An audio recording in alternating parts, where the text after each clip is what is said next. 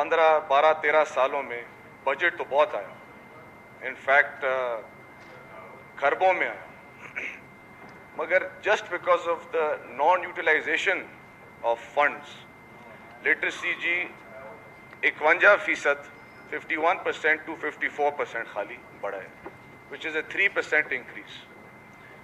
اس کے اوپر ہم کو تھوڑا سا جی سنجیدگی سے دیکھنا پڑے گا کہ ہم بات کرتے ہیں گڈ گورننس کی, good governance in education, good governance in health.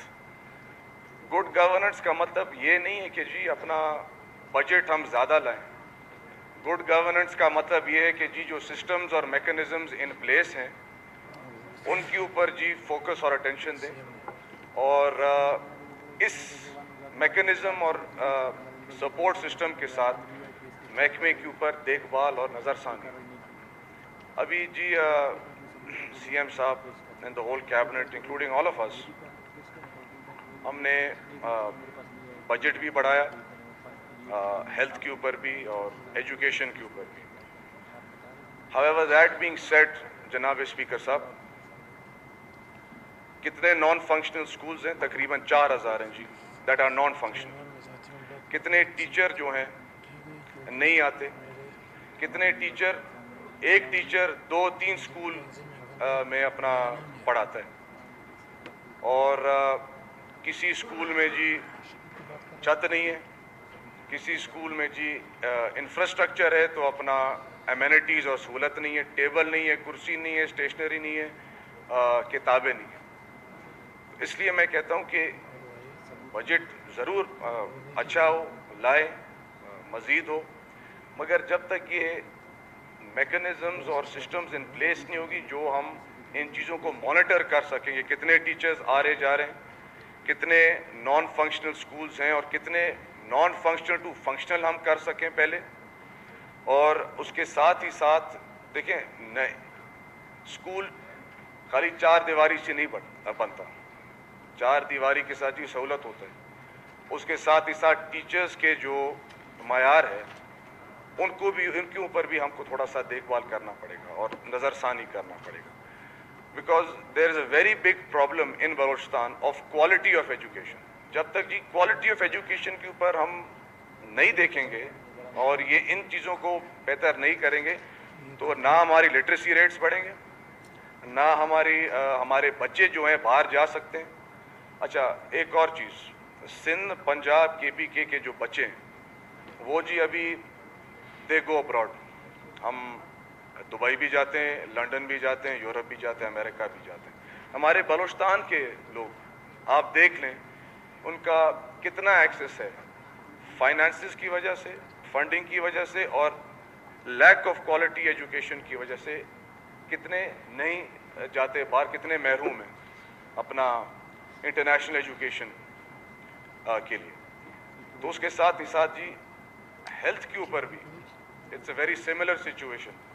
جو ہمارے چیکس اینڈ بیلنسز ہیں, جو ہم بات کرتے ہیں گڈ گورننس کی, اکاؤنٹیبلٹی, ٹرانسپیرنسی, ایکویٹیبلٹی اور ایکسیس.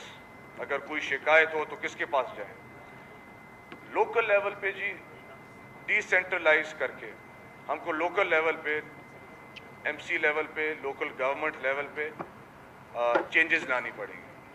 تو یہ 2 چیزیں تھیں. اور آخری کار جی ہم اپنا گزر سفر جو ہے فصل اور زراعت سے کرتے ہیں. یہ ہم جی لسبیلا کی بات کر رہے ہیں, اور میں ایز نذیر آباد ڈویژن جس میں جل مکسی بھی ہے, جعفر آباد بھی ہے, صوبت پور بھی ہے, نصیر آباد بھی ہے جی, اس سال بڑا بحران آیا ہے ویٹ پروکیورمنٹ کی وجہ سے.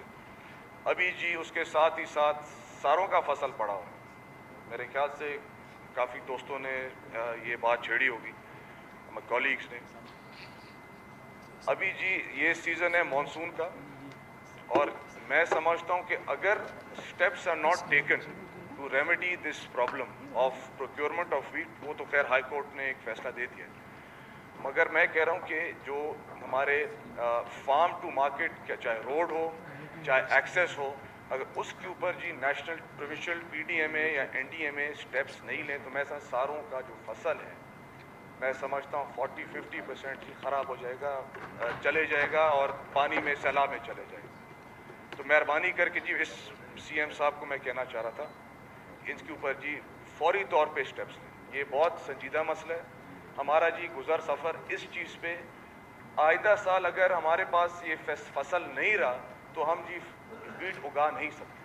جب ویٹ اگا نہیں سکیں گے جی پروکیورمنٹ نہیں ہوگی. جب پروکیورمنٹ نہیں ہوگی تو ہمارے ضلعوں میں کھانے کا ذریعہ نہیں رہے گا. تو پلیز جی یہ جو بھی ادھر فارمر ہیں آپ تھوڑا سا اس کو سیریس لیں. جدھر جو بھی علاقے کے صوبت پور ہے، جعفر آباد ہے، نصیر آباد ہے، جل مکسی ہے، لس ویلا ہے، ادھر بھی زراعت کا بڑا ایک فاؤنڈیشن ہے، فاؤنڈیشنل ایک ہم گزر سفر کرتے ہیں. پلیز یہ ایک سامنے رکھیں. یہ مانسون سیزن بالکل اوپر آ گیا ہے اور یہ سپلیمنٹری بجٹ یا فوری طور پہ بجٹ میں کچھ ایڈیشنل چیزیں ڈالیں کہ ابھی یہ چیزیں حل ہو سکیں. اور ایک کمیٹی بنایا جائے جس میں جو اسٹیک ہولڈرز ہیں وہ اس میں شامل ہوں اور اپنی تجویز دے اور یہ امپلیمنٹیشن